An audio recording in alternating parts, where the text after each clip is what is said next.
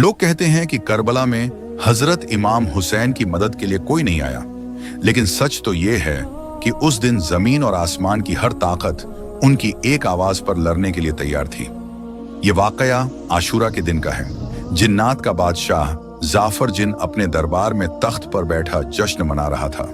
उसे इस बात की खबर ही नहीं थी कि करबला में नबी के घराने पर क्या बीत रही है। तभी अचानक उसके तख्त के नीचे से दो जिन रोते हुए और मातम करते हुए गुजरे। जाफर ने उन्हें रोका और पूछा, अरे आज तो खुशी का दिन है, तुम लोग क्यों रो रहे हो? उन जिन्नात ने रोते हुए जवाब दिया, ऐ बादशाह, आपको खबर नहीं, अभी हमारा गुजर यानी करबला की जमीन से हुआ।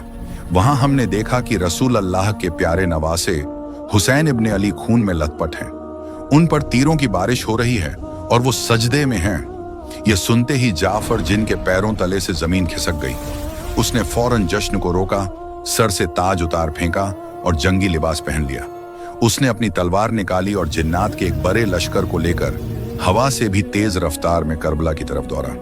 जाफर कहता है, जब मैं करबला की फिजाओं में पहुंचा तो मैंने एक अजीब मंजर देखा। वहां सिर्फ यजीदी फौज नहीं थी, बल्कि आसमान से लेकर जमीन तक फरिश्ते, अंबिया और जिन्नात की कतारें खड़ी थीं। वो सब अपनी बारी का इंतजार कर रहे थे कि इमाम हुक्म दें तो वो दुश्मनों को खत्म कर दें। भीड़ इतनी थी कि जाफर को रास्ता नहीं मिल रहा था।